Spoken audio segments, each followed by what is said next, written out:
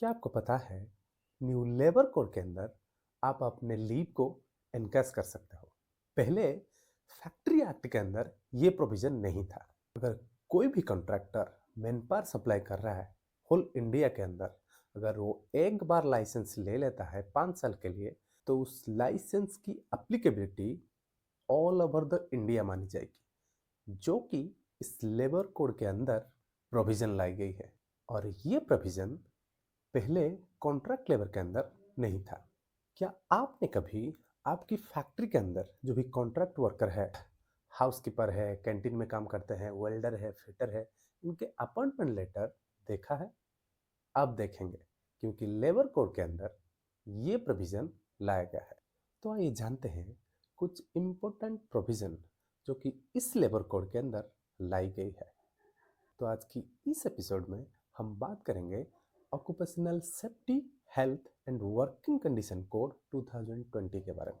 अगर अब तक आप ये चैनल को सब्सक्राइब नहीं किए हैं तो ज़रूर कर दीजिए, क्योंकि आपसे वैल्यूएबल कंटेंट मिस ना हो जाए। सबसे पहले है रजिस्ट्रेशन। इस कोड के अंदर एक कंपनी को या एक एस्टेब्लिशमेंट एक सिंगल रजिस्ट्रेशन करना पड़ेगा, वो भी इलेक्ट्रॉनिकली। आपको किसी ऑफिस में जाने की दरकार नहीं है। लेकिन पहले फैक्ट्री एक्ट के लिए अलग रजिस्ट्रेशन होता था, कॉन्ट्रैक्ट लेबर के लिए अलग रजिस्ट्रेशन होता था, आईएसएमडब्ल्यू के लिए अलग रजिस्ट्रेशन होता था, जो कि कोड के अंदर बहुत इजी कर दी गई है। दूसरी है अपॉइंटमेंट लेटर। इस कोड के अंदर हर वर्कर को या हर एम्प्लॉय को अपॉइंटमेंट लेटर मिलना जरूरी है। किससे?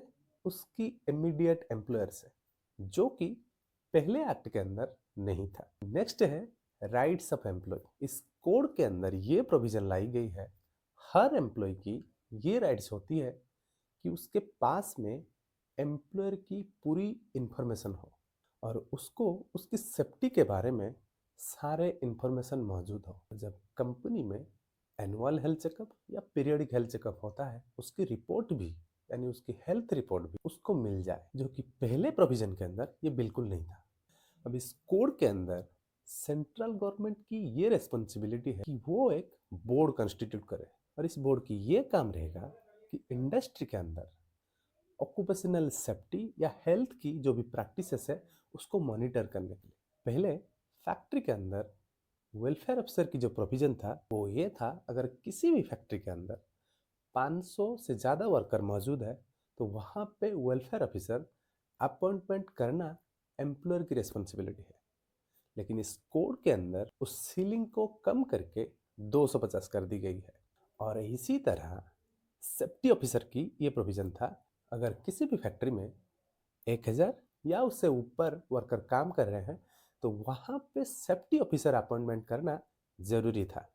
लेकिन इस कोड के अंदर इसमें थोड़ी बदलाव की गई है। अगर वो फैक्ट्री है तो वहाँ पे 500 वर्कर होनी चाहिए। फैक्ट्री हाजारस प्रोसेस कर रही है, वहाँ पे 250 वर्कर होनी चाहिए। किसी भी कंपनी में कुछ कंस्ट्रक्शन एक्टिविटी चल रही है या बीओसीडब्ल्यू एक्ट के अंदर 250 वर्कर होनी जरूरी है। अगर वो माइन से तो 100 वर्कर होनी जरूरी है। अगर इस सीलिंग से ऊपर है तो वहाँ पे कंपनी को सेफ्टी ऑफिसर अपॉइंटमेंट करना जरूरी हो जाता है। नेक्स्ट है डेली और वीकली वर्किंग आवर की लिमिट क्या है। ये लगभग सेम है जो पहले प्रोविजन के अंदर था।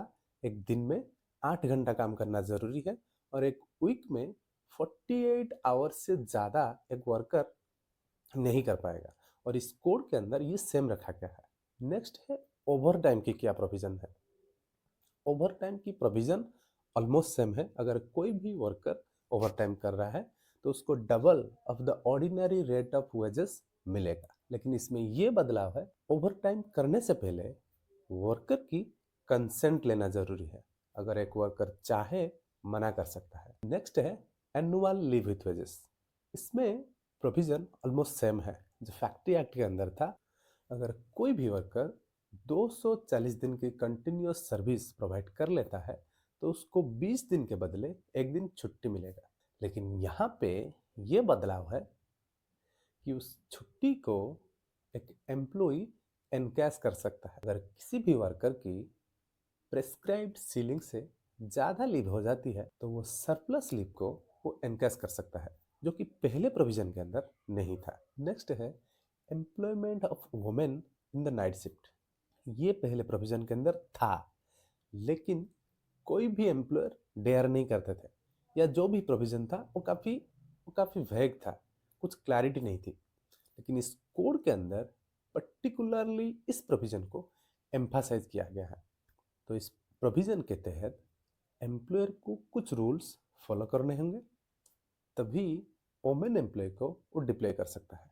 अगर आपको ये जानना है कि कौन से रूल फॉलो करने हैं, तो आप इस वीडियो को देख सकते हैं। अब चलते हैं कॉन्ट्रैक्ट लेबर की कुछ प्रोविजन के बारे में।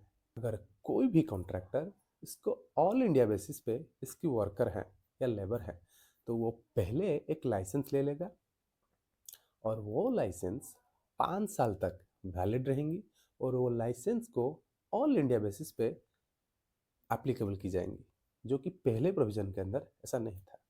दूसरा है कॉन्ट्रैक्ट लेबर की वेलफेयर की फैसिलिटी प्रिंसिपल एम्प्लॉयर प्रोवाइड करेगी, जो कि पहले प्रोविजन के अंदर ये था कि कॉन्ट्रैक्टर खुद प्रोवाइड करेगी। और तीसरा, कॉन्ट्रैक्टर उसकी कॉन्ट्रैक्ट लेबर से किसी भी तरह का रिकवरी नहीं कर पाएगी, जो कि पहले प्रोविजन के अंदर ये बिल्कुल भी नहीं था।